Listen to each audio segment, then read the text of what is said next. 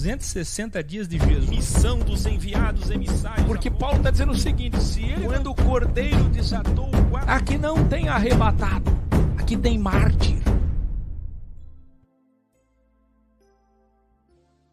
14ª aula, Universidade X, 72 aulas, Jesus como você nunca viu, e o verdadeiro documentário da vida de Jesus. Antes de começar, um revelare. No princípio era a palavra. Ela estava com Deus no princípio. E a luz Tudo foi feito por intermédio dele. Sem ele, nada do que existe teria sido feito. E a palavra era Deus. Tá aí a Clarice, ó. Você tá vendo ela na tela. Antes de começar um revelare, um dia após a aula 13, a ex-pastora aluna Clarice, inspirada, me disse: professor, incrível ver que depois que os líderes religiosos disseram ser filhos de Abraão, filhos de Moisés, filhos de Deus, Jesus os responde o chamando ironicamente de filhos do diabo, ou seja, filhos da mentira. Então é isso mesmo. Quer dizer, eles estavam tanto querendo o título de filho de alguma coisa boa, tanto querendo o título de filho de alguma santidade, né? Os Conahrim, não sei se vocês lembram que eu falei na Bíblia de Nalcotes, que eles eram os grandes homens de Deus, que Jesus devolveu dizendo: vocês são filhos mesmo. Sabe de quem que vocês são filhos? Vocês são filhos mesmo, é do diabo. É igual os líderes políticos que queriam o título de Lúcifer. Aí Deus deu aquela resposta para ele. E quando vocês ficam dizendo que não entendem por que o professor Akio fala Bíblias, os Bíblias, é equivalente o termo a legalistas. Legalistas, doralistas, lei. Lei era a Bíblia. Bíblia, os Bíblias. Posso chamar também dos biblicistas, mas não pegaria bem. Então, os Bíblias.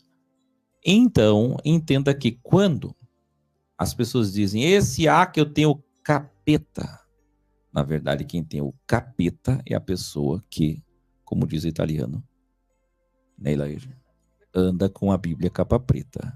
Os Bíblias é que tem o capeta porque eles andam com a capa preta. Quem tem capa preta e usa capa preta para julgar os outros são os verdadeiros capetas que usam a Bíblia para matar, roubar e destruir.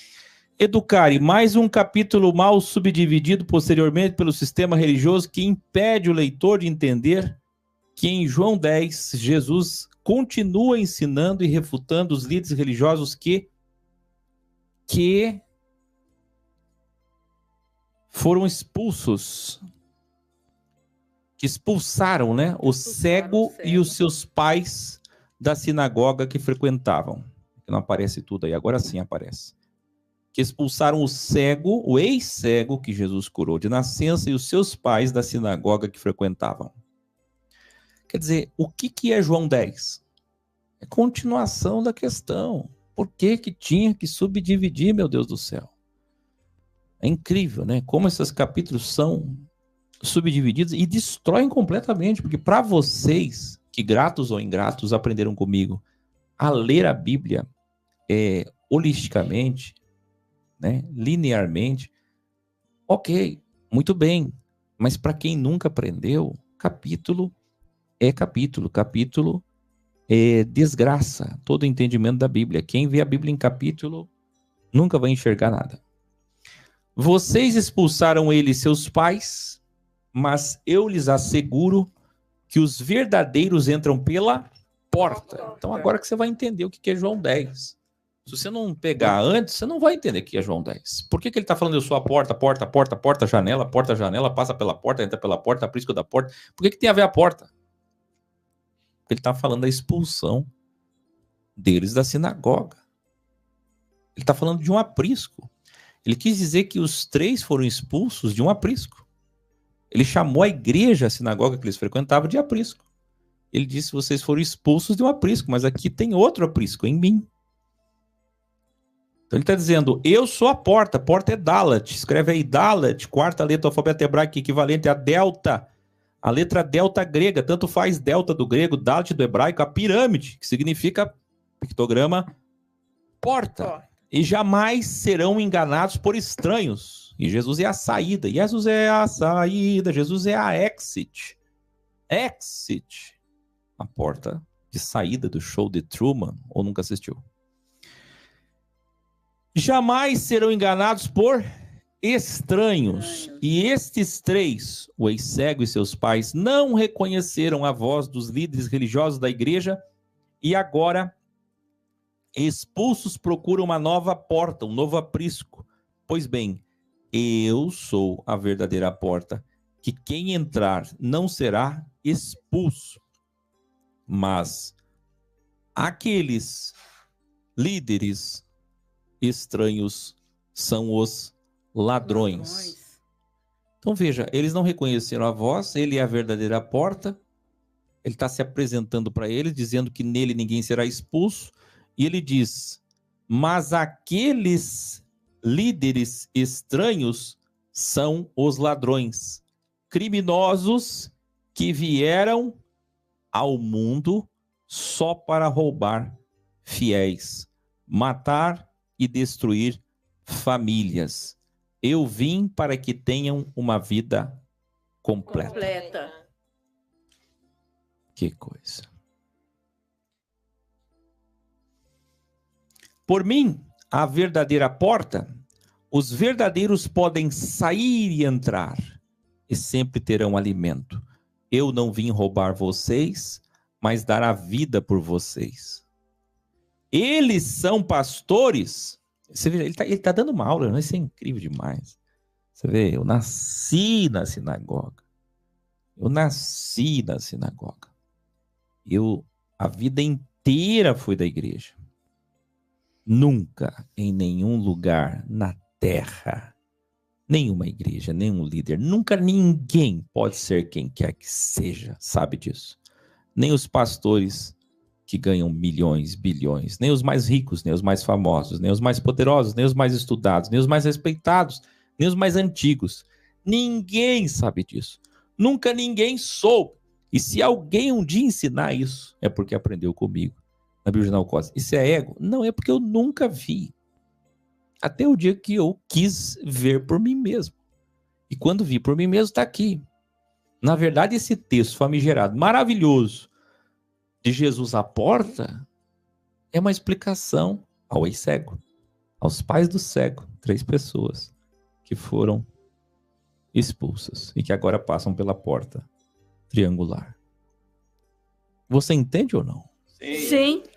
E ele está explicando para os 3, dizendo assim, fiquem tranquilos, está acalmando eles. Não fiquem chateados que vocês foram expulsos. Sabe por quê? Olha o que Jesus vai dizer.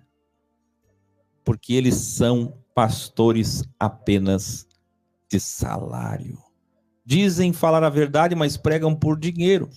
E quando vem o lobo, o mal, eles fogem e abandonam vocês para dispersão, divisão dos rebanhos e morte. Então eles não têm coragem, a maior parte desses pastores não tem coragem de pegar a vara e bater numa ovelha até matar.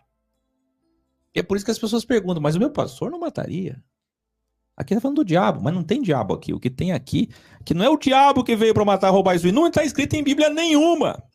Quem veio para matar, e roubar e destruir está aqui. Os pastores assalariados. 2 vezes Jesus fala isso no texto.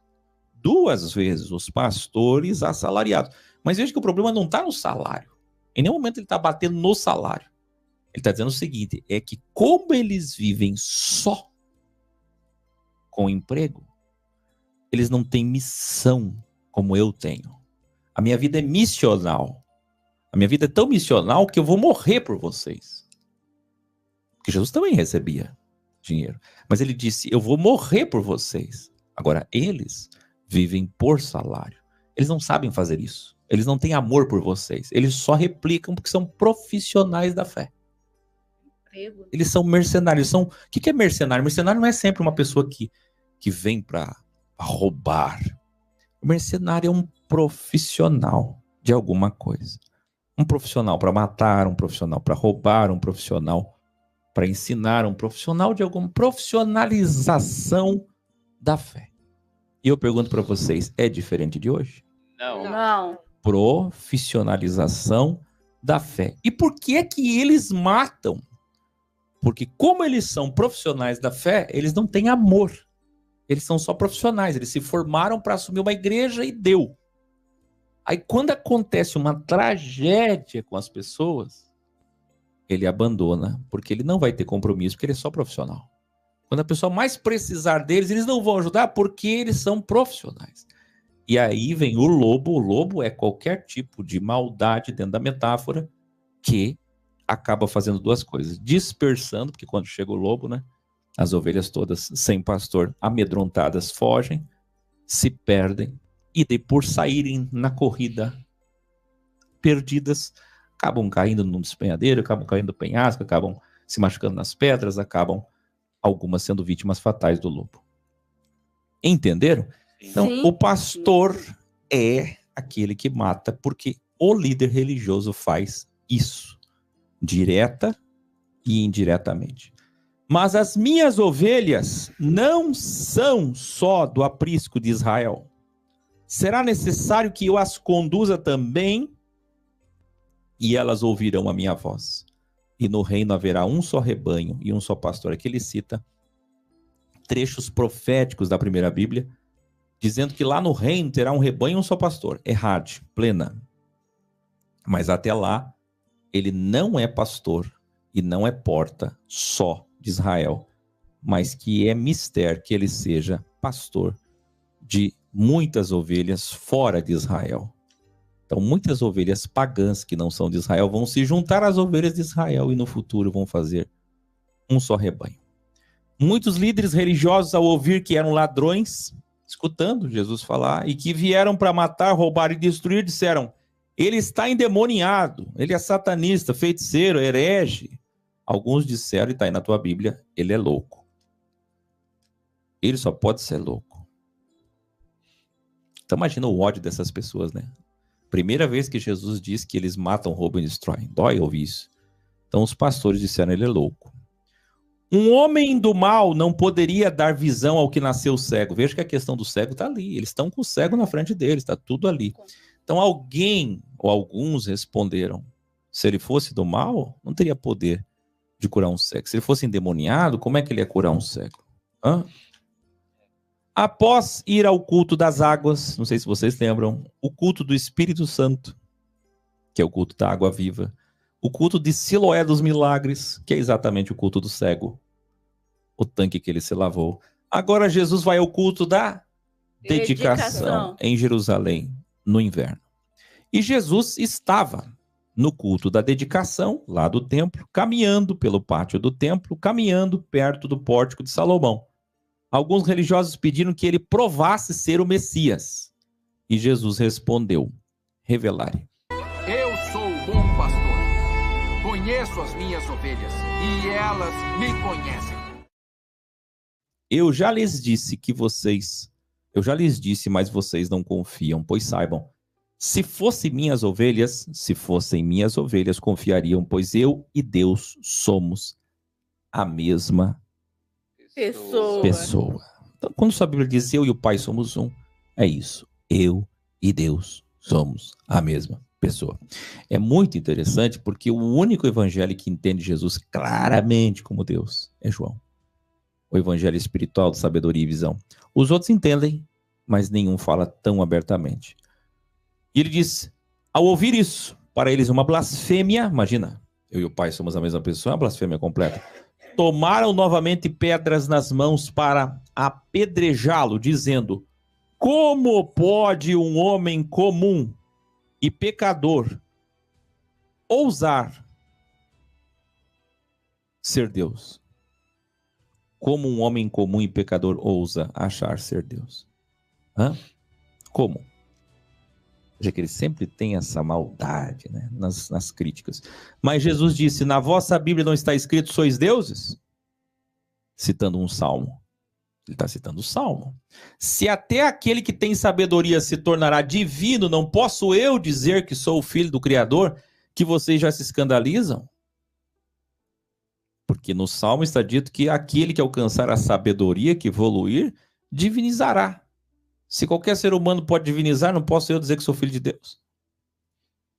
Então, outra vez tentaram prendê-lo, mas Jesus se livrou das mãos deles. Veja que situação. Estão sempre com a pedra na mão, sempre com a pedra na mão, sempre com a pedra na mão. Difícil, né? Coisa que os outros evangelhos não mostram. E aqui fica claro que sempre eles estavam querendo matá-lo mesmo, ali na hora. Mas não faziam por medo do povo, que era o escudo de Jesus. E o povo defendia Jesus porque recebia milagres. É um ciclo, é uma cadeia espiritual. Só que temos que deixar claro aqui que aquela vez que eu usei, né, de perfil a foto de Jesus, que a IA fez, um escândalo imenso. Metade da filosofia X toda dizendo desnecessário. Para que o professor Aki está usando a imagem de Jesus? Então a mesma coisa está aqui. Conheça o teu Deus. Ó Jesus citando o Salmo dizendo: qualquer um que recebe a sabedoria não é Deus, não está escrito sois deuses. Inclusive João diz assim: e a Bíblia não pode ser anulada, o que está escrito está escrito. O que é verdade, e se está escrito é verdade. Então somos deuses. Divinizados, quer dizer, divinizando. Quer dizer, Jesus não está dizendo com isso uma teoria. Aí tem gente que vai citar isso daqui e vai criar lá a igreja dos deuses. Não é isso. Jesus só está respondendo o destinatário, calando a boca do ego deles. Porque ele dizia, sou filho de Deus. E na verdade é muito mais do que sou filho de Deus. Mas eles não suportavam nem ouvir filho de Deus. Se nem ouvir filho de Deus dava para ouvir. Se nem isso dava para ouvir, né? Nem Messias. Pois é, nem Messias. João 11. Aqui João narra a ressurreição de Lázaro, que já vimos. O homem que veio da morte após 73 horas, silenciando todos os teólogos, porque para eles era impossível vencer a morte, e quem fizesse isso teria que ser o Messias. Então vamos às passagens que são exclusivas. E tem muito. João relata que Tomé, de personalidade cética, disse aos outros alunos em voz baixa. Olha como é que eles faziam confusão. Se Lázaro já morreu, só nos resta irmos para morrermos com ele. Você vê como é que esse Tomé era, né? Se ele já morreu, o que ele está dizendo? Mesmo depois de ver tantas coisas que Jesus fez, sempre tem algo que está além do possível. Ah, não. Aqui já temos um caso de uma morte de alguém que cheira mal. Vamos fazer o que lá? Só se for para morrer com ele. Como é que pode, né? Ter aluno assim nem precisa ter aluno, né? Igual o povo no deserto, né, professor? Igual o povo no deserto. Já no sepulcro de Lázaro, alguns disseram: ele curou aquele homem que nasceu cego e não pode curar seu próprio amigo, impedindo que ele morresse? E não pôde, né? Então, quer dizer, ele recebe críticas tanto dos seus próprios alunos quanto de judeus que estavam ali. Sempre as pessoas, né? Difíceis, como disse o Paul, como foi nos dias de Moisés, é isso aí. Sempre a mesma coisa. Quando Lázaro saiu do túmulo, e lembrem que esse túmulo era uma gruta com uma pedra, e essa pedra foi removida, muitos confiaram em Jesus como Messias. Mas ainda assim, alguns deles, mesmo vendo tudo aquilo, pensando na vantagem que teriam, servindo aos senhores do mundo, foram contar aos fariseus nas sinagogas o que Jesus tinha feito. Foram denunciar. Um prazer de denunciar, de ligar para a polícia. Quando os chefes dos sacerdotes e os fariseus souberam, ficaram alarmados, preocupadíssimos com esse milagre que transcendia todas as explicações, de modo que convocaram uma reunião do Sinédrio com urgência. Essa reunião nós não sabíamos se não fosse revelada por João. Com o Sinédrio reunido, um dos líderes principais, o orador do templo, com a mão sobre a Bíblia, disse: se agora não fizermos nada, corremos o risco de ser herege e enganar a todos. E então os romanos virão e tirarão tanto o nosso lugar, vamos perder nossos salários, nossas sinagogas, nosso poder, nossas famílias, como perderemos nossa própria nação. A pregação estava linda, né? No Sinédrio. Escutou bem como é que é? Veja como é que as coisas são. Mas Caifás se levantou e respondeu: eu profetizo em nome de Jeová que este homem morrerá por todo o povo de Israel, para que Israel não pereça. Ele foi escolhido por Deus para morrer, para que todos que estão espalhados se reúnam em um só povo, como diz a Bíblia Sagrada. Meu Deus. Eu pergunto para vocês, tem diferença hoje? Eles profetizam o que eles vão fazer. E aí eu pergunto, quem é que veio para matar, roubar e destruir? Se eles próprios usam o nome de Jesus hoje, dizendo em nome de Jesus, o Senhor me mostrou numa visão, numa revelação, o Áquil vai morrer, porque ele tocou na igreja, porque ele tocou na Bíblia. O Senhor me mostrou, mas na verdade a revelação que ele está falando é o desejo dele. Está usando o nome de Jesus para proclamar a morte, a destruição e o roubo que ele faz, que ele é. Para santificar esse processo diabólico, eles usam o nome de Deus, o nome de Jesus. Revelarem? Lázaro! Vem pra fora!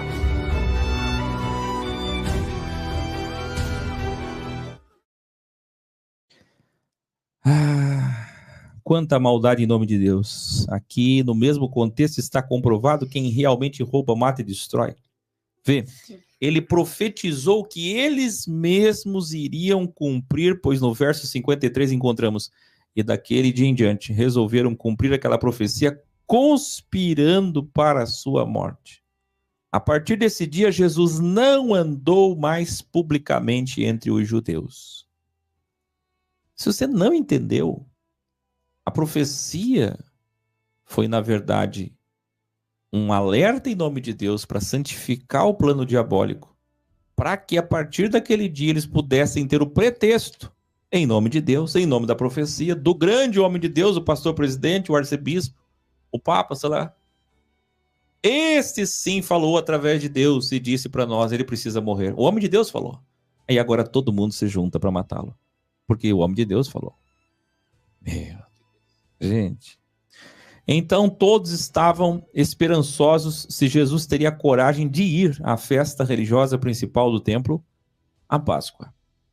E é muito interessante porque esse é o contexto. É muito interessante, porque você vê que Jesus foi em tantas festas religiosas e aqui ele está jurado de morte. Nem Nicodemos pode ajudá-lo agora. João 12. João narra sobre o nardo puro derramado na cabeça de Jesus na casa de Lázaro. Quando os líderes religiosos souberam que a casa de Lázaro estava cheia de judeus que passaram a confiar em Jesus, começaram a conspirar para matar também Lázaro. Por quê? Porque ele era a prova viva de que Jesus era sim o Messias. Não interessava Lázaro vivo. Lázaro vivo é a prova de que Jesus venceu a morte. Então, o ideal seria matar Lázaro e Jesus. Meu Deus. Aí eu te pergunto, não são eles que matam, roubam e destroem? São. E sobre a questão do nardo puro, a mulher que fez aquela adoração incrível e inesquecível na casa de alguém, é muito interessante como os evangelhos não batem nesse aspecto. O The Chosen escolheu fazer o evangelho de João na casa de Lázaro. Mas os evangelhos não batem nesse ponto. Não lembraram direito. Porque um evangelho diz que foi na casa de um fariseu, outro evangelho diz que foi na casa de Lázaro, e fariseu não tem nada a ver com Lázaro. Lázaro era um amigo de Jesus e não um fariseu. Difícil, né? É. Mas acontece. Revelar.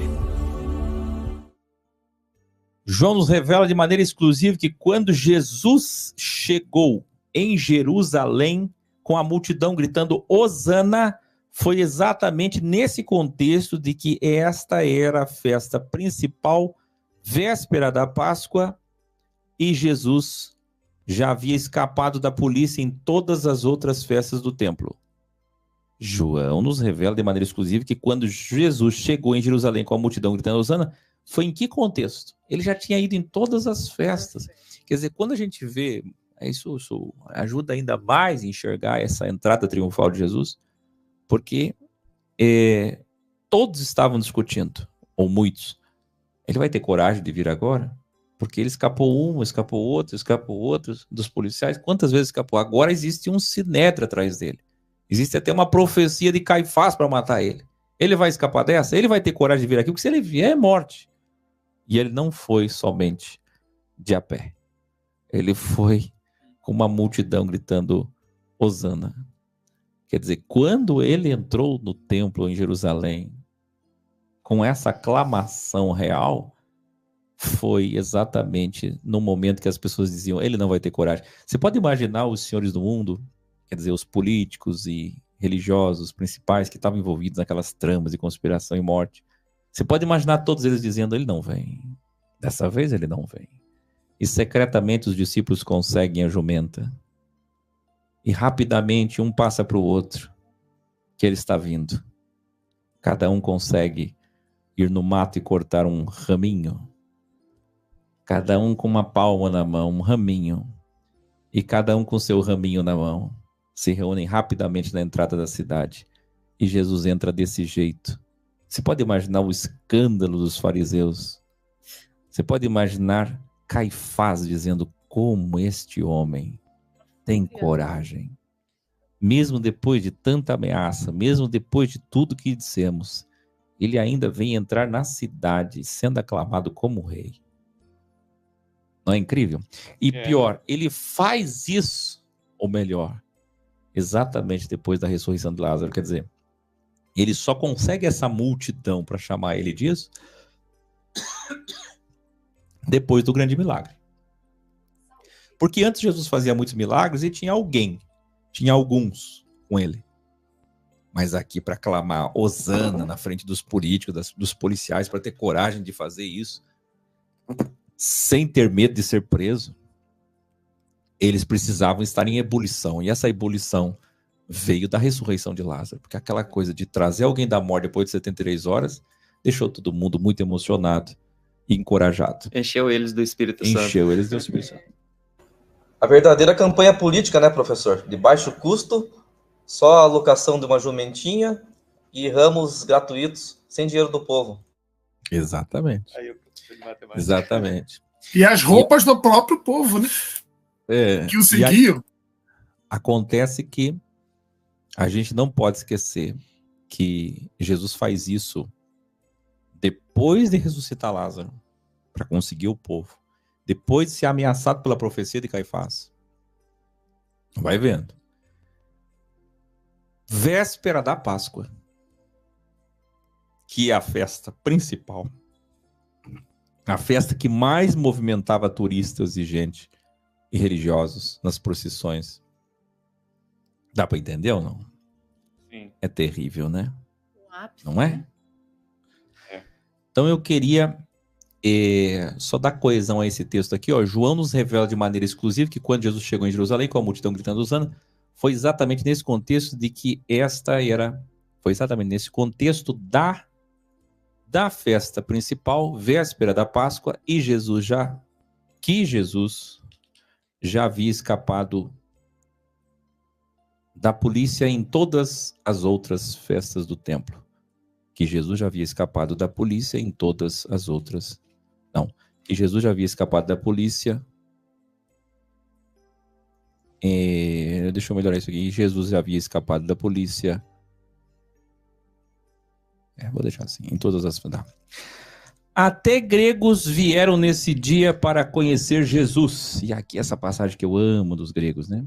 Olha os pagãos aí. Gregos, inteligentíssimos, muito provavelmente muito ricos, vieram conhecer Jesus ao saberem que ele tinha trazido Lázaro da morte. Quer dizer, movimentou o mundo, né?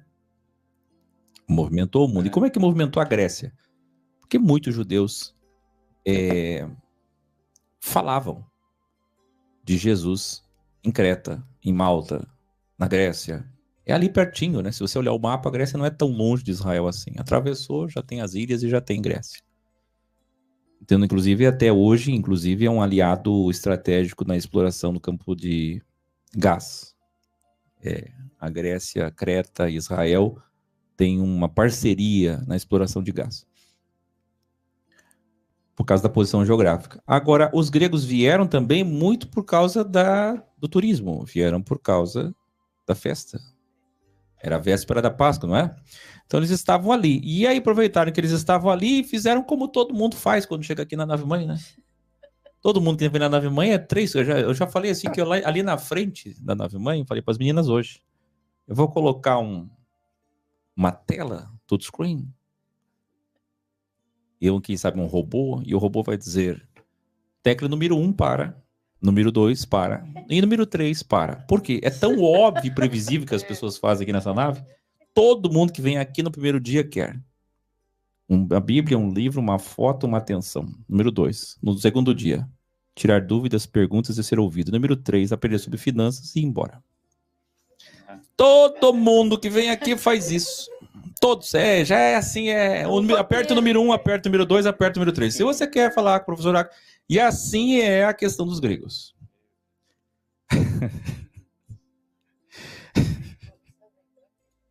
Os gregos se aproximaram de Filipe e disseram, Filipe, por favor, como fazemos para falar com Jesus em particular?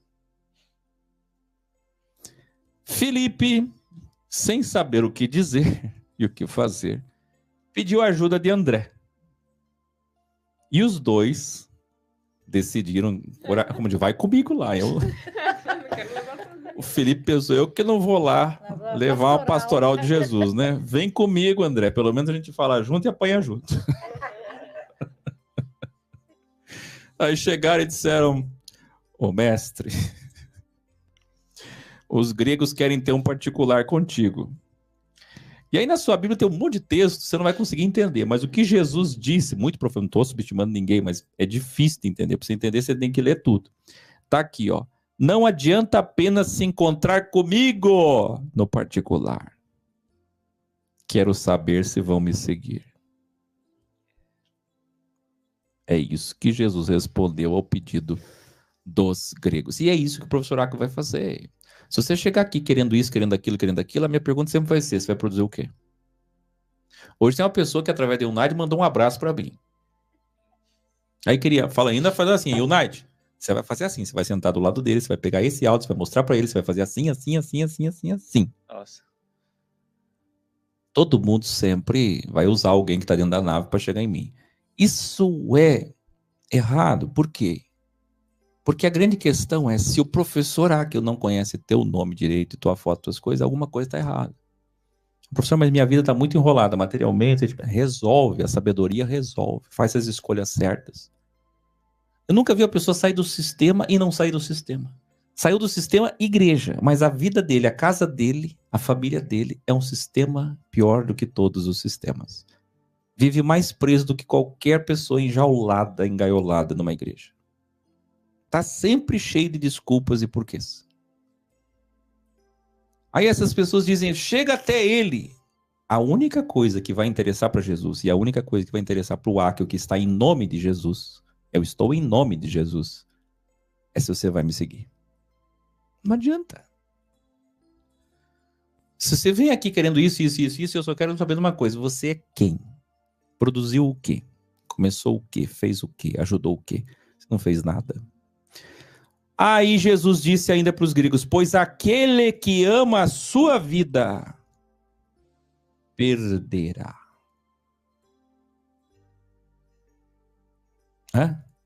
Valorizem enquanto estou aqui, ele disse. Então alguns criticaram.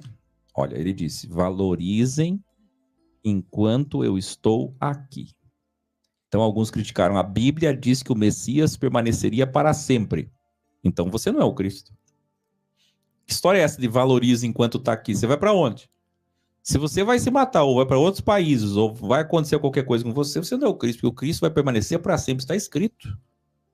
Então, citando aqui Samuel, né?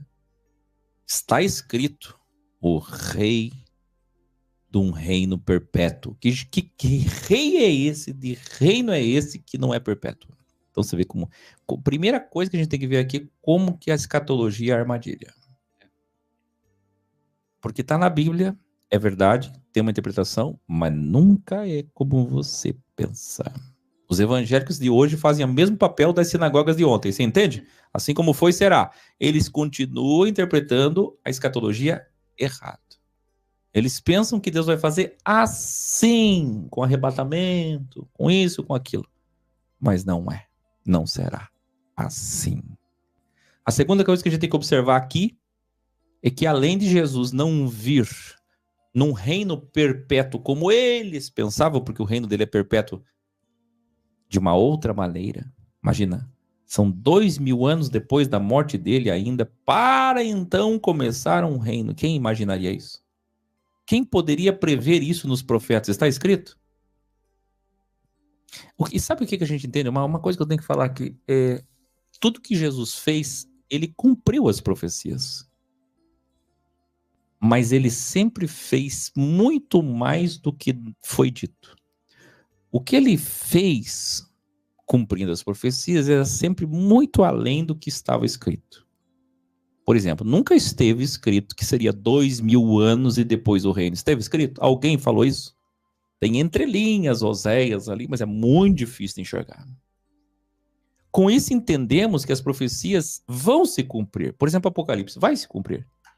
Mas sempre vai se cumprir muito além do que está escrito. Por isso que eu sempre digo, cuidado com uma GT de 40 anos.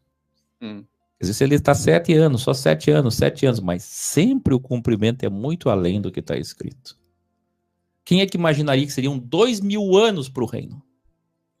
Ninguém imaginaria. Nem Paulo, que conhecia tanto. Nem Paulo. Eu não aceito Jesus como meu Salvador e como meu Messias se esse reino não vai para sempre. Olha aqui, ó. Eu não aceito. Porque eu sigo a Bíblia.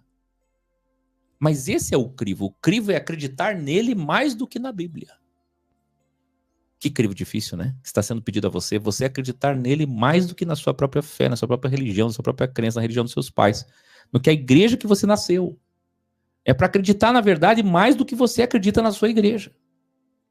Essa é a senha da criptografia da palavra. Essa é a senha da criptografia do reino. É muito difícil esse crivo. É fácil dizer, eu sou a porta e a gente vai na porta, ele é o caminho e a gente vai no caminho. Quem diz que o caminho é fácil? O caminho é, ao escutar Jesus, abandonar tudo que você aprendeu.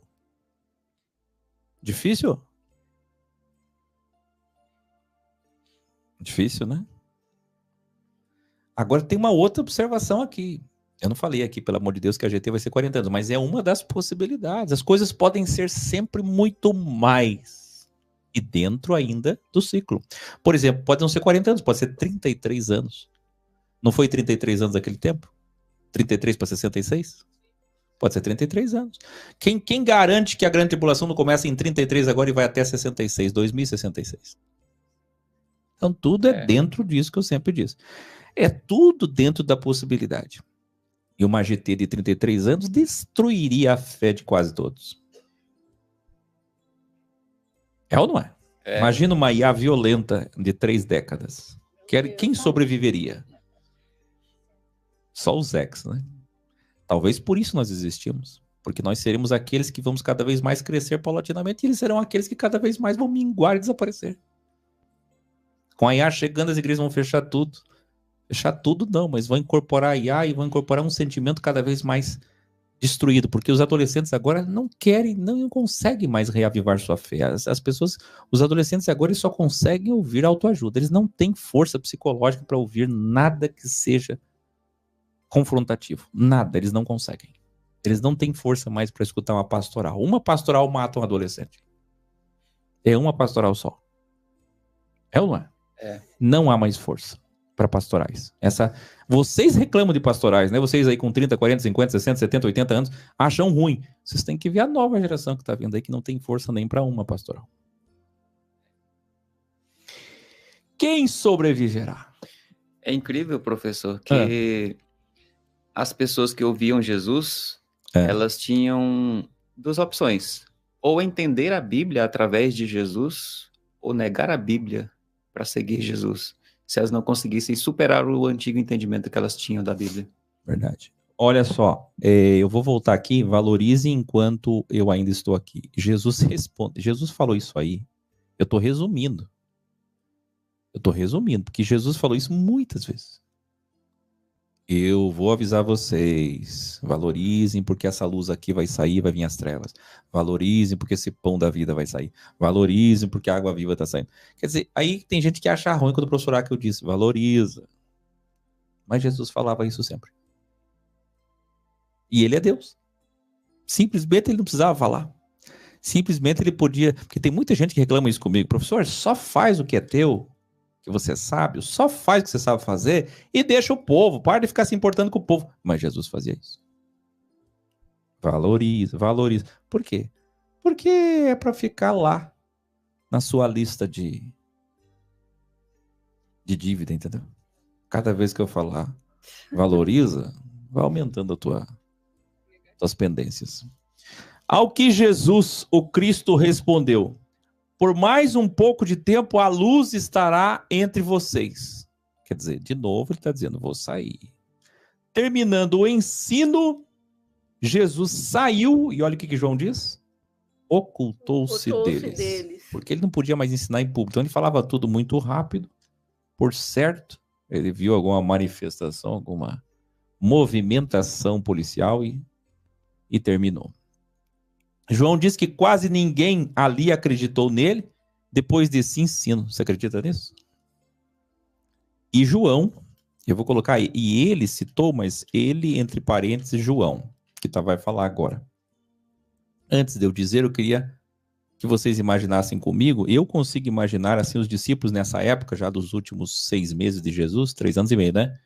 Nos últimos 6 meses, os discípulos não estavam mais fazendo aquela corrente para o povo não se pisotear, para não chegar em Jesus, e fazendo a agenda dele com os gregos, para se reunir. Não estavam mais fazendo isso, eles estavam em lugares altos, sabe? Torre de vigia, muralha, casa, terraço, árvore, para, espionar, vigiar as movimentações policiais. Nesses dias aqui, os alunos dele só faziam isso.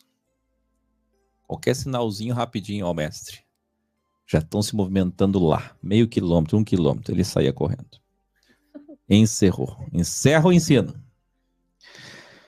Isso aconteceu para se cumprir a palavra do profeta Isaías, quem está falando é João. Senhor, quem creu em nossa mensagem? E a quem foi revelado o braço do Senhor? Cegou os seus olhos e endureceu os seus corações para que não vejam com os olhos, nem entendam com o coração, nem se convertam, e eu os cure. Quem é que cegou o coração deles? Deus. Deus é bom o tempo todo? É tão bom que cegou o coração deles, cegou os olhos deles e endureceu os seus corações. Revelarem. Eu te digo que aquele que não nascer da água e do Espírito não pode entrar no reino de Deus. João ainda revela que muitos acreditaram sim no seu ensino, mas por terem salário nas igrejas, não queriam revelar que eram alunos de Jesus com medo de serem expulsos da sinagoga e perderem posição, título e salário. Pois preferiam, disse João, preferiram a aprovação dos homens do que a aprovação de Deus. Terceiro poder, né? Coisa mais linda, Clarice. Rodrigo Silva, né, professor, falando que o diabo não é uma entidade e daqui a pouco volta atrás. Por que será? E eu queria muito, nessa hora, ter a imagem daquele pastor da maior igreja capixaba, Julião e Priscila, quando nós fomos lá agora, no mês de maio, com o pessoal do Ex, quando a gente estava saindo assim com as faixas e banners na frente da igreja, o pastor me chamou lá em cima, algum pastor importante lá, e disse: eu assisto você, Áquio. Falei: desça, vem aqui com a gente. Ele disse: eu não posso, mas só continue seu trabalho. Então é assim, tá aí, esse versículo aqui, perfeito e completo para muita gente. Não é um, são muitos assim. Quantos que estão aí me ouvindo? Só usando os materiais para cristianizar, transformar na sua teologia e levar como pregação na sua igreja e ocultar que veio do Ex, que veio do Áquio, que veio da Bíblia Original Codex, né, pastor? É, padre. O que o senhor acha que o senhor está fazendo? Se condenando completamente. E Yohanan nos diz que Jesus amou a todos os seus alunos até o fim. Quer dizer, o seu fim. O seu fim biológico, material. Jesus levantou-se da mesa, tirou sua capa, colocou uma toalha em volta da cintura, derramou água numa bacia, começou a lavar os pés dos seus alunos e enxugando-os com a toalha que estava em sua cintura. Quer dizer, tudo aquilo que a mulher do nardo puro fez para ele, agora ele fazia por seus alunos. Aí Pedro, e tinha que ser Pedro, com a iniciativa, reclamou: não sou digno que o Senhor lave meus pés. Eu é que tenho que lavar os seus. Jesus disse: você ainda não entende. Quer dizer, eu estou só dando a aula ainda. Não terminou a aula e você já está querendo entender. Como muita gente faz aqui, né? Nem terminou a aula e já está querendo julgar. Por que estou fazendo isso, Pedro? Mas lhe digo que se não deixar, não entrará no reino. Ou seja, fica quieto. Deixa terminar a aula. Aprende a moral da aula. Aprende o entendimento da aula. Adquira a visão. Aí depois você fala, Pedro. Então Pedro exclamou: se é assim, lava meus pés, lava minha cabeça, lava meu corpo, lava minha alma. Aí Jesus disse: vocês já tomaram banho. Só precisam lavar os pés, porque caminharam o dia todo. Mas tem um em nosso meio que ainda está sujo. Disse isso se referindo a Judas. Então veja que cada evangelho sempre vem citando uma alfinetada que Jesus dava em Judas nessa noite, né? Só que cada evangelho cita diferente, cita de um outro jeito. Ou seja, Jesus deu várias alfinetadas nesse dia. Ele foi cutucando Judas, lá pela terceira, quarta vez o Judas se manifestou, né? Ele foi falando até que Judas se irritasse e se manifestasse. Vocês me chamam professor, senhor, e com razão eu sou. Mas a lição aqui presente nesta aula é que se eu, sendo o professor, lavei vossos pés, a partir de hoje, vocês também devem lavar os pés uns dos outros. É degradante. Você não ouviu nada do que o professor disse. E pasmem que até hoje tem igrejas que fazem lava-pés, porque nunca entenderam a lição dessa tão simples e verdadeira metáfora. Jesus estava apenas ensinando uma lição de humildade, porque sem humildade não tem unidade. E por que ele está ensinando unidade? Porque ele está indo embora. E na hora que ele for embora, tem que manter a ordem, tem que manter a amizade. Eles não podiam se separar. Eles não podiam estar vinculados só porque ele estava ali. Eles não podiam dizer que se amavam só porque o mestre unia eles. Eles tinham que se amar mesmo sem ele. Essa é a lição do lava-pés que as igrejas, de uma forma tão tola, fazem hoje. Não é triste? E assim fazem a ceia, assim fazem tudo, de forma tão tola. Não sabem o que significa da ceia, o significado do lava-pés, até hoje não entenderam. Pois assim como foi hoje, muitos só respeitam, olha a pastoral, só respeitam o professor Áquil, mas entre si não lavam os pés uns dos outros. A vida é feita de escolhas. Se fizerem isso, se agirem assim, somente com o professor, mas não entre si, entre vocês, tudo foi em vão. Então tem muito disso. Respeita só se o Áquil estiver ali, ou respeita só apenas o Áquil, ou respeita só o professor local ou a professor que ele gosta, e não consegue amar os outros. Quando Jesus disse várias vezes: amem uns aos outros como eu os amei, ele está dizendo o seguinte: mantenham a unidade comigo ou semigo. Mantenho a unidade quando eu estiver junto, quando eu não estiver junto. Então, já em tom de despedida, Jesus ensina. Revelare.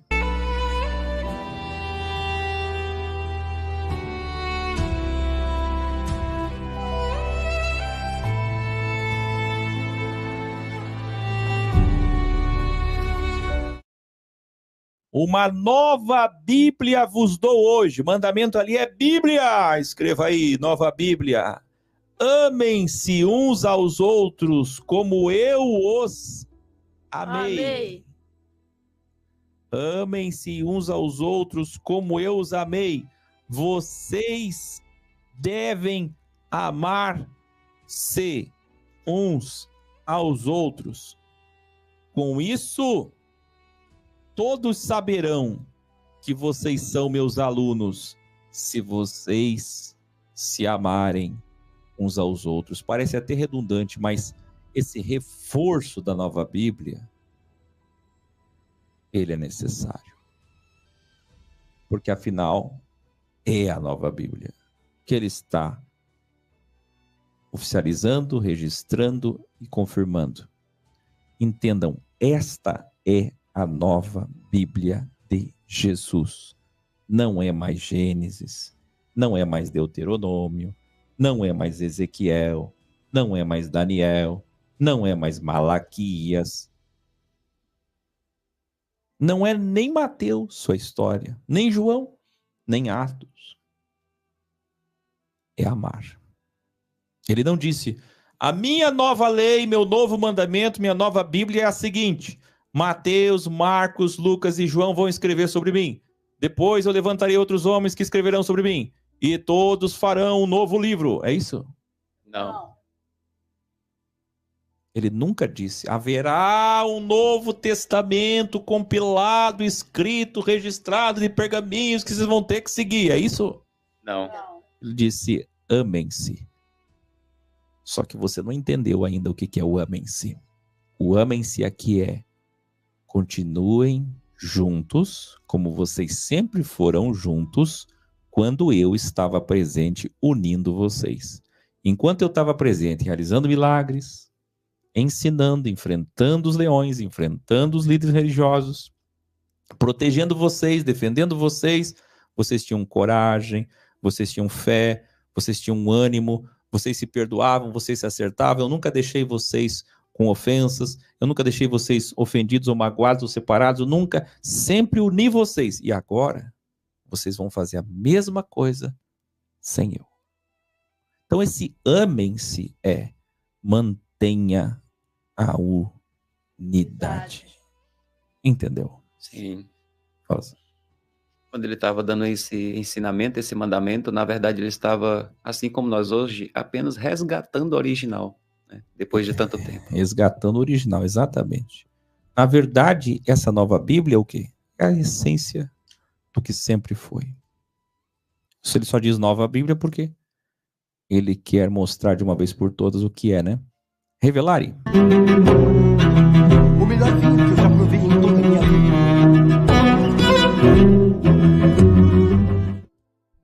Alguns de vocês, por ego, não entendem porque estou fazendo a Bíblia original de bolso. A Reuniversidade X sintetizada em 72 aulas.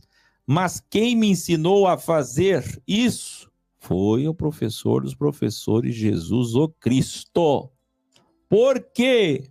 Porque se você não entendeu ainda, aqui nos últimos ensinos dele, ele está resumindo a Torá no Retoralizando. Ele resumiu toda a Bíblia. Todos os 613 mandamentos em apenas 2, que na verdade são um só. E que nós dizemos, eu me amo para amar o próximo onde Deus está. Ele resumiu 613 aulas, mais do que um decálogo, em 2. Eu resumi 777 aulas em 72. Então, nunca por ego digam, está faltando tal parte.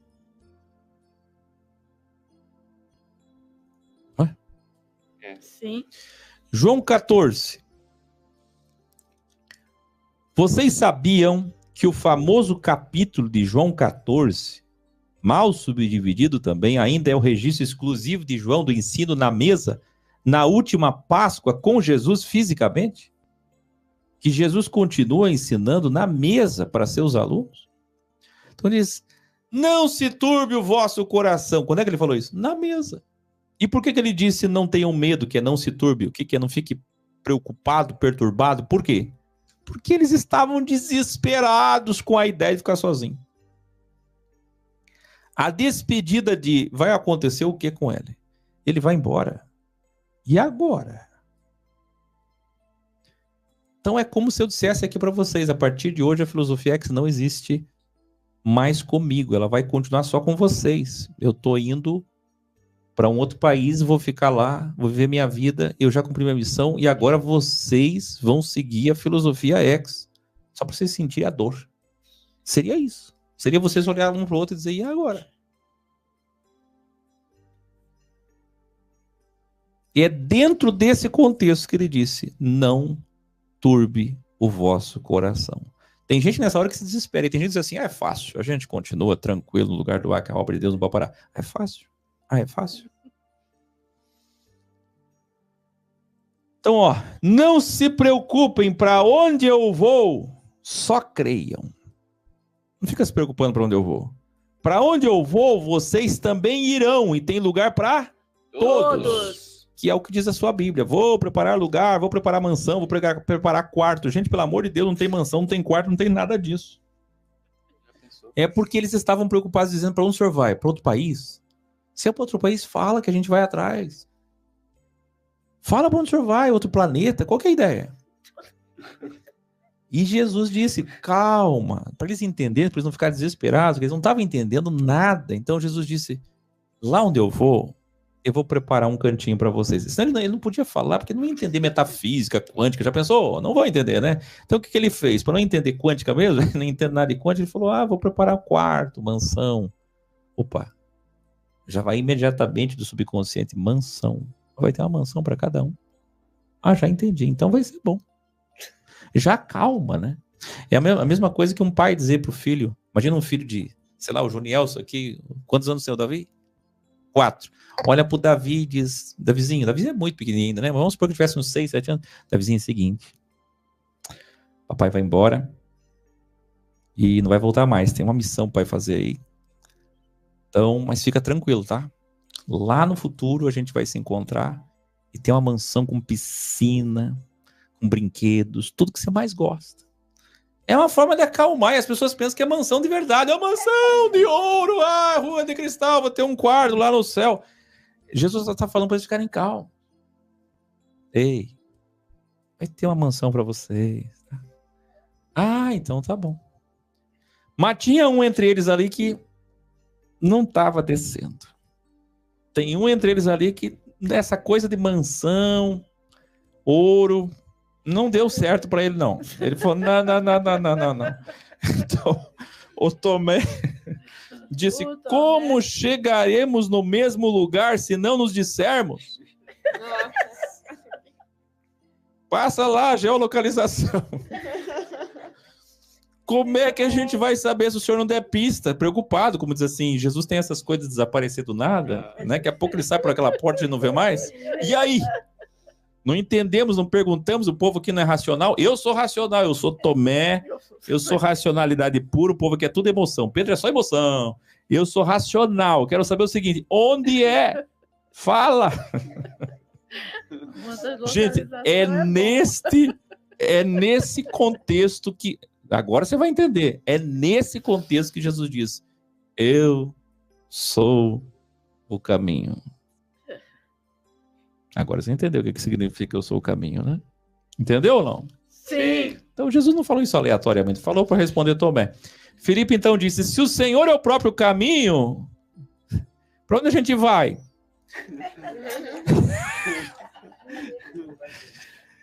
Disse Jesus, delta, vamos lá, ao triângulo. Eu sou o caminho, a verdade e a vida. Então, os falsos líderes são o verdadeiro diabo, que vieram para matar, roubar e destruir.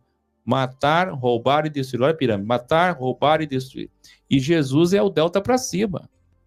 do hexagrama. Eu sou o caminho, verdade e vida. Caminho, verdade e vida. Caminho, verdade e vida. É o outro delta, assinado em 3. Onde vocês me encontrarão. Ninguém vem a Deus se não passar por mim mesmo. Difícil entender essa linguagem. Não parece redundante, parece pleonasmo, parece errado, mas na verdade, para explicar a espiritualidade em palavras nossas, humanas, tem que ser assim. É sair para fora, é subir para cima, é descer para baixo. Ninguém vem a Deus se não passar por mim mesmo. É pleonasmo. A unidade de Deus e a trindade é pleonasmo. Então, o que a gente tem que entender? Ele está dizendo, eu sou o caminho para lá. Para você conseguir chegar no lugar que eu preparei para vocês, eu sou o caminho. Eles não estavam entendendo nada mesmo agora. Profundo demais. Que é muito profundo, muito quântico. Como assim ele é o caminho? Como é que eu vou apenas acreditar que ele é o caminho e vou conseguir chegar lá? Como vamos encontrar ele nesse caminho? É lindo, verdade, caminho, vida, mas e aí? Na prática? Aí para piorar, Jesus diz, ninguém vem a Deus. As igrejas falam errado, ninguém vai ao Pai. Não é ninguém vai ao Pai, ninguém vem a Deus. Ele é Deus. Se não passar por mim mesmo. Piorou ainda mais. Filipe então disse, se o Senhor é o próprio caminho para este lugar, então, por favor, nos mostre Deus. Revelare. Eu sou o bom pastor.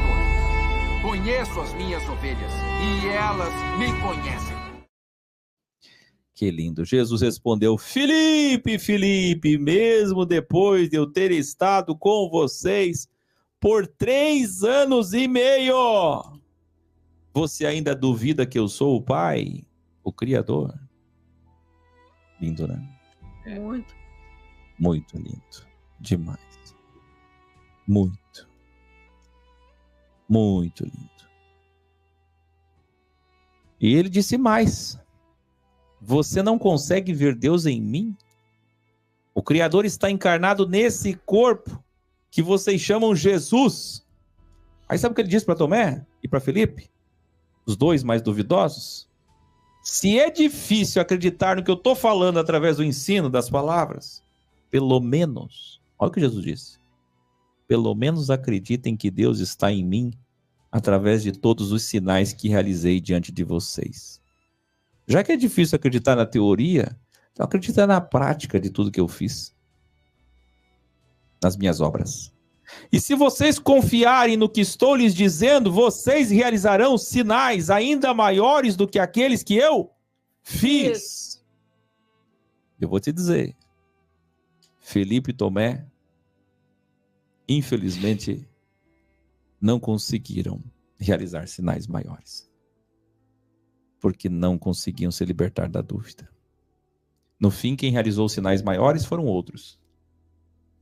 Por isso que eu digo que muita racionalidade não é bom. A emoção pode acontecer se a razão estiver certa. Pedro era mais emotivo. Mas ele não perdia a razão. Ele não deixava a razão de lado.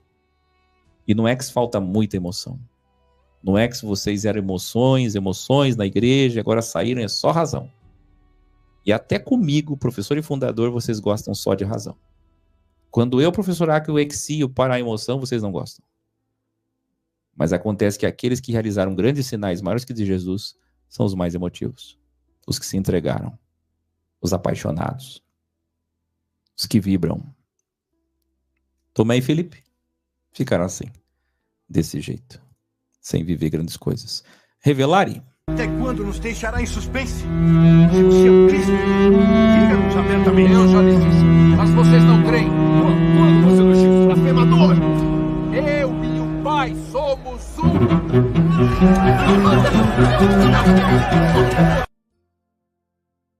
E eu farei tudo o que pedirem em meu nome. Você vê, é mais um consolo. Então qual é o revelar? Lamentável, mas as igrejas vão usar esse texto isolado para pregar privilégio e interferência divina particular. Porém o texto está falando de sinais para os povos naqueles dias que ainda não conheciam Jesus como sinais. Então quando diz eu farei tudo que pedirem em meu nome, é 2 coisas. Primeiro, para consolar eles, igual a história da mansão. é que a minha ausência vai ser tão dolorosa. A minha ausência vai ser tão dolorosa que eu vou dar um consolo para vocês. Vocês vão só falar meu nome naqueles dias, quando eu não estiver aqui, e as coisas vão acontecer. A minha presença vai ser meu nome. Eu não vou estar aqui, mas o meu nome vai estar aqui. Quando vocês falarem o meu nome, adivinha, uma mágica. Quando vocês falarem meu nome, é como se eu estivesse aqui. Então ele só estava acalmando eles. E hoje as igrejas usam isso daqui para... como eu sempre digo, a interpretação correta da Bíblia é o destinatário. Para quem ele está falando? Para os discípulos, seus alunos.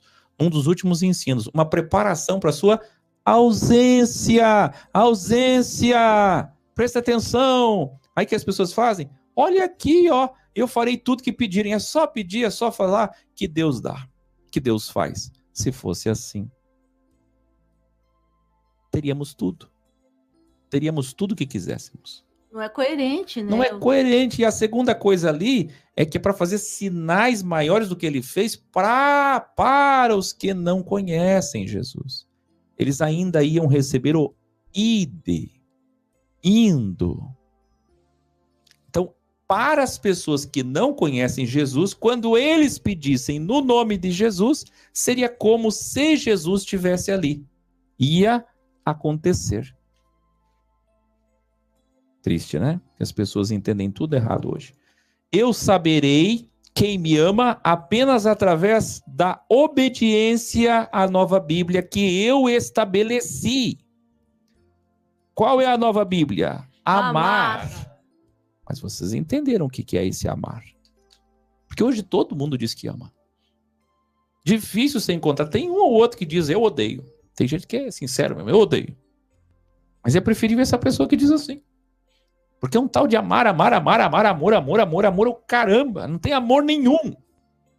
Porque amar aqui é unidade. Sempre foi. Todas as vezes que Jesus fala em amar é manter a unidade. E o amor que as pessoas pregam por aí hoje, o amor que as pessoas professam por aí hoje, diz para mim, tem a ver com unidade? Não. Tem a ver com unidade? Não. Tem a ver com o corpo? Então tá aqui, ó. Em breve o meu espírito que está aqui encarnado nesse corpo também encarnará em vocês. Quer dizer, é mais uma mensagem de consolo. Ele não está se despedindo? Sim. Não é o grande ensino da despedida? É. Então no ensino da despedida ele tem que fazer o quê? Consolar. Delta consolo. Consolar. E muitos vão querer esse espírito, mas não poderão ter. Apenas os verdadeiros terão meu espírito. Não se sintam sozinhos. Quando eu for, vocês poderão viver com o meu espírito dentro de vocês. Quer dizer, aqui nasce uma das coisas mais fabulosas que eu já vi. Eu, Adrian Krishnamurti, professor Raquel. Uma das coisas mais fabulosas que eu já vi. Que confirma tudo que eu sempre disse.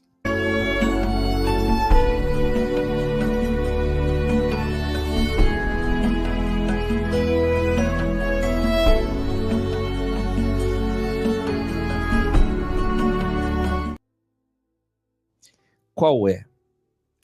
A de que é absolutamente metafórico, parabólico, secreto, segredo, discreto, pueril, infantil, oculto, escondido. Chega de sinônimo para você entender que é palavra de Deus, é verdade, mas é pura história de criança.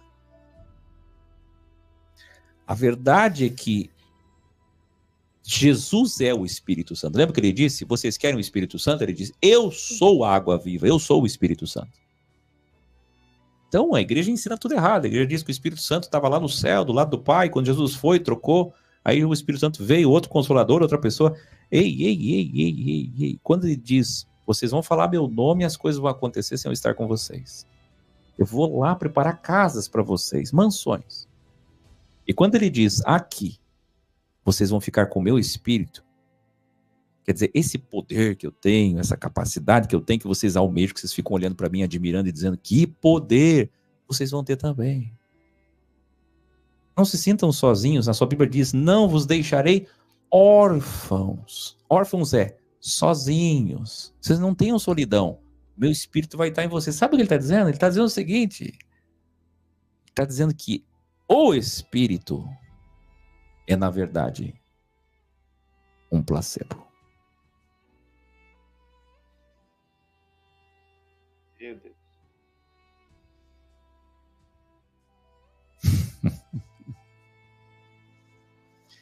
Mas quando você diz para uma pessoa, tome esse comprimido que vai passar dor de cabeça, a pessoa acredita?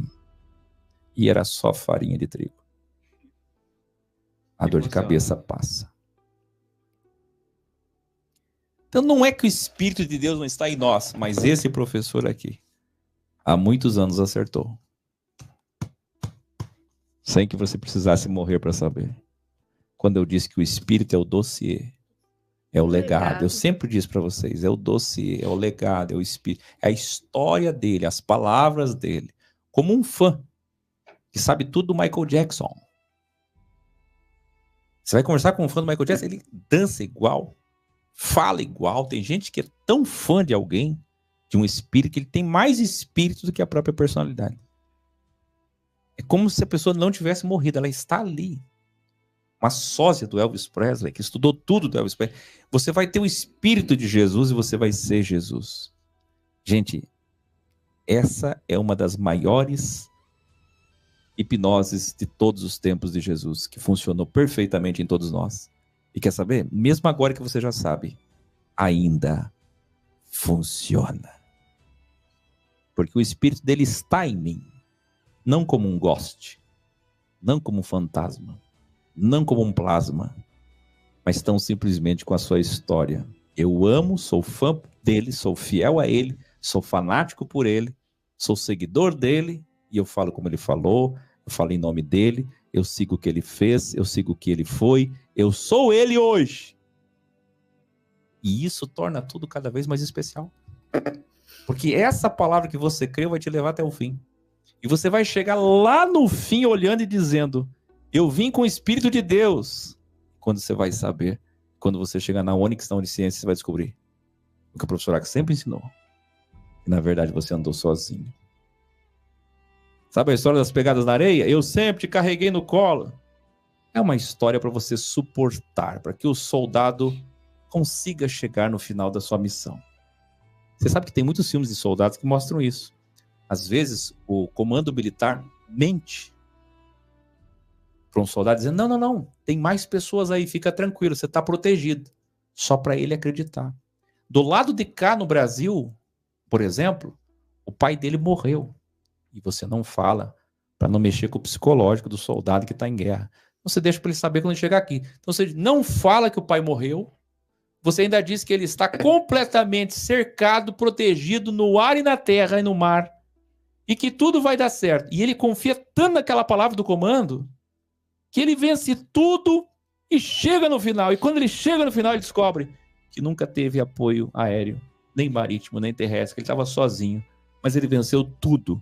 E quando ele chega aqui, ele descobre que o pai dele morreu. E ele é o maior vencedor de todos. Entendeu? No começo da missão, Jesus precisou curar a sogra de Pedro para que ele tivesse a entrega para a missão. E no final, Jesus deu placebo para que ele continuasse. Placebo. Só que entendam, Clarice. É terrível essa palavra. Entendam que tudo isso para nós não muda nada. Porque para mim o espírito dele sempre foi isso. Nunca foi uma possessão. Eu não estou endemoninhado de Deus. Eu não estou possesso de Deus. Se a gente fosse possesso, seria privilégio. Aí é Deus que estaria vencendo por nós. Mas que a palavra do Pai ajuda, não ajuda? Os filhinhos precisam, aliás, nesse contexto, Jesus chama eles de filhinhos, aluninhos. Ajuda ou não ajuda? Essa palavra ajuda.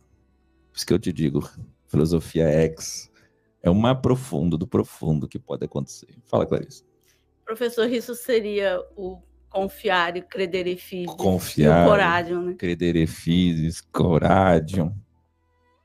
Quem vai chegar até o fim? Você vê, para quem é verdadeiro, mudou alguma coisa?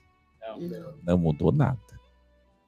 Assim como quando vocês descobriram quem é o verdadeiro diabo, assim também quando vocês descobriram que Deus interfere, assim também vocês descobriram. Então, e aí você vai pegando essa linguagem infantil e você vai vendo o quê? Quão certo o professor Aka está.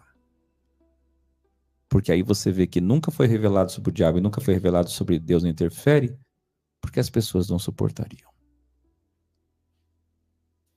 E aí você fica muito chateado porque a tua família não entende o X. Eles são crianças. Eles não podem entender. Eles não são adultos. Eles precisam da linguagem de criança. Deixe-os lá até que um dia, quem sabe, cresçam. Nosso trabalho é tentar, nosso trabalho é procurar conhecer pessoas que estejam prontas em alguma maturidade para entender coisas difíceis que só pertencem a um adulto. Professor. Sim. É como disse Paulo, eu não vivo em mim, mas é o Espírito agora que vive em mim. Então, é e esse Espírito? E esse Espírito é o quê? Que força é essa? Sabe o que Jesus está falando? Jesus não está enfraquecendo as pessoas. Jesus está revelando que o ser humano tem muito mais poder que pensa. Jesus está revelando que o ser humano que pensa que é tão frágil, tão limitado, mas na verdade tem uma força muito grande dentro dele, capaz de levá-lo a lugares muito distantes e poderosos. Porque nós não nascemos Jesus e Deus, nascemos? Nós nascemos homo-Deus? Homoteu? Não. Nós não nascemos. Nós nascemos apenas homo. Sapiens. Não tel. Nós não nascemos Deus. Mas nós vamos chegar no caminho de Deus sem ser Deus.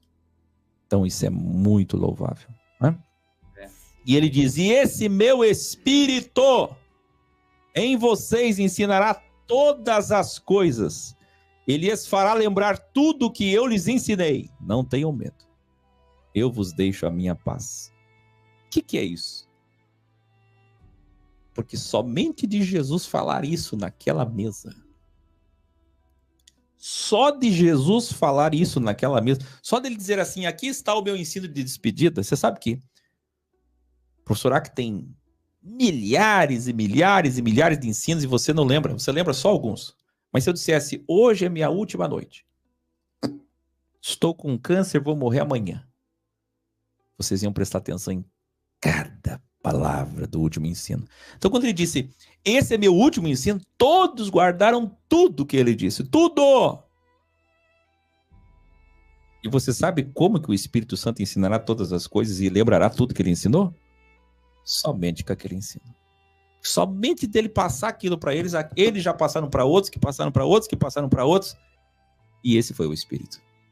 Você sabe como que Jesus vai cumprir esse vaticínio de que o Espírito ensinará tudo e lembrará tudo? Você sabe como?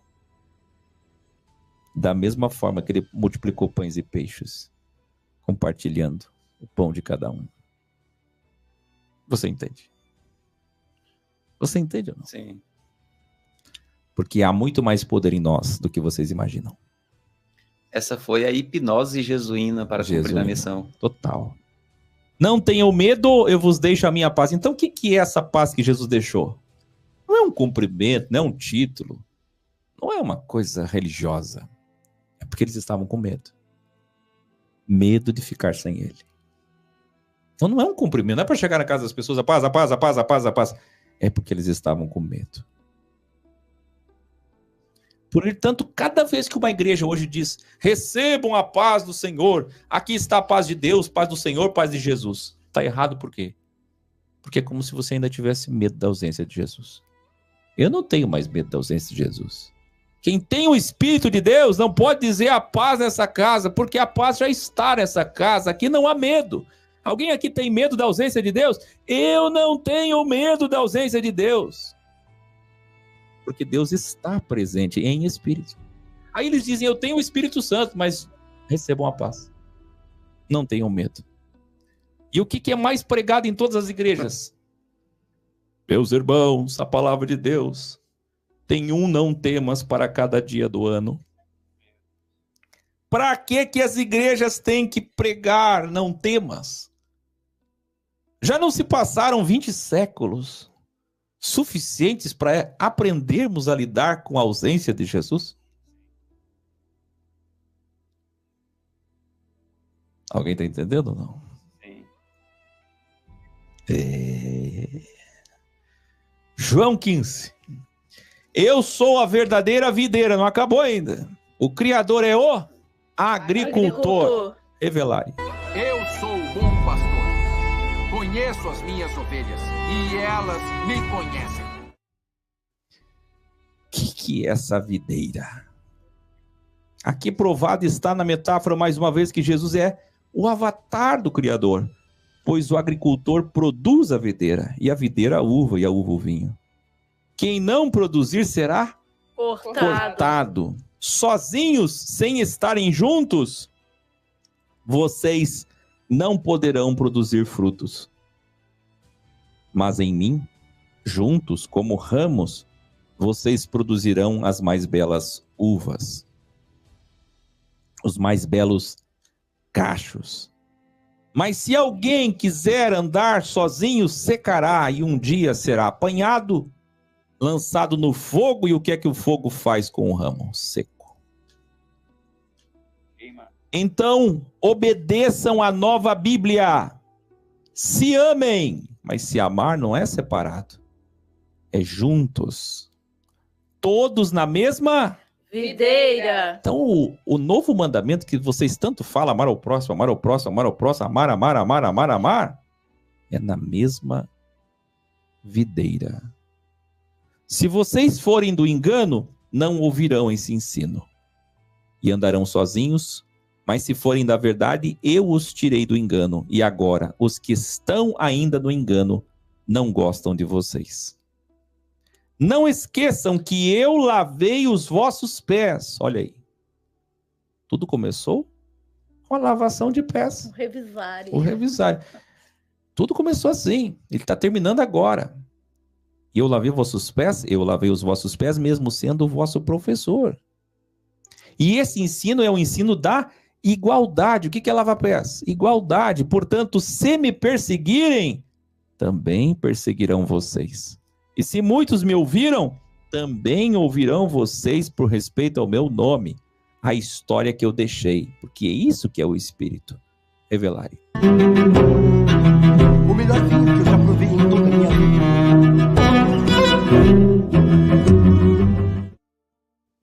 Se eu nunca tivesse vos ensinado a verdade, não seriam culpados e condenados, mas agora vocês não têm desculpa para os seus erros. Desculpa, tirar a culpa. Assim também, a partir de hoje, todos que ouvirem a verdade através de vocês, não terão desculpas. E esse é o objetivo do evangelismo. Tirar a desculpa das pessoas. Sobre Israel, se eu só tivesse ensinado e nunca realizado um milagre, não seriam culpados. Mas com todos os milagres que realizei, eles não têm mais como se desculpar. Exatamente o que eu ensino para vocês sobre verdade relativa, exigência, patamar, padrão. O último, revelare. Rabela Yosef, essa mulher sangra, ela é impura.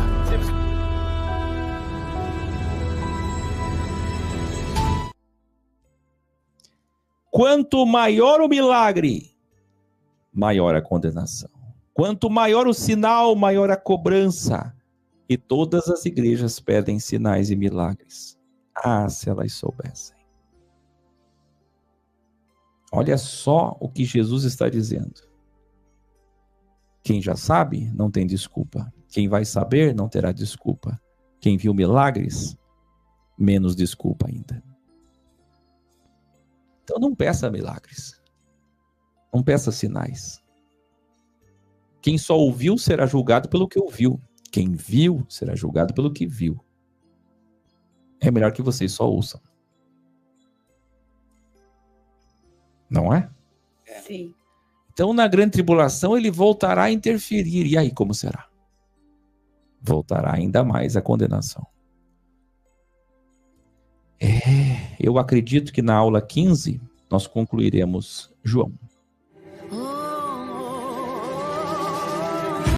1260 dias de Jesus. Missão dos enviados emissários. Porque Paulo está dizendo o seguinte: se ele, quando o cordeiro desatou o guarda, aqui não tem arrebatado, aqui tem mártir.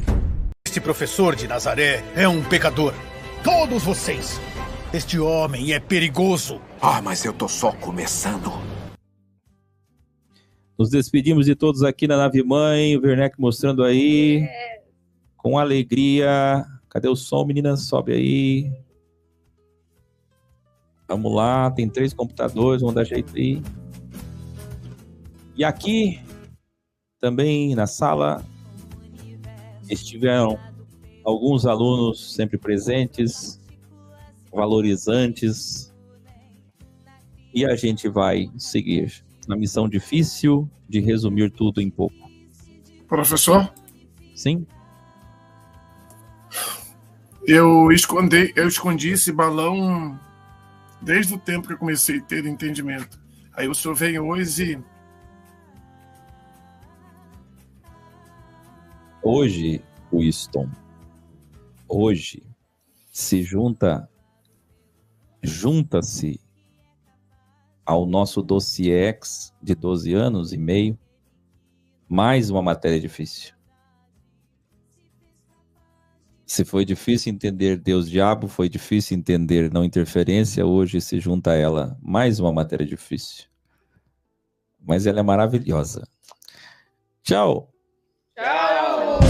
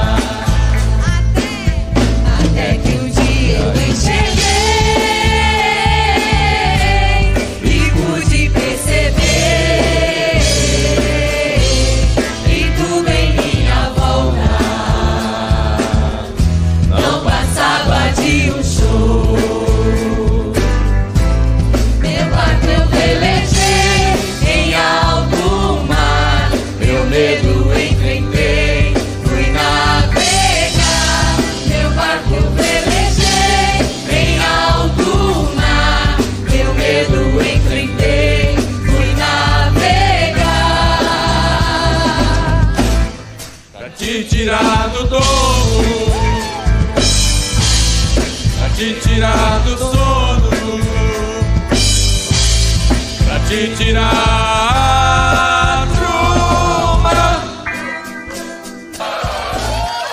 te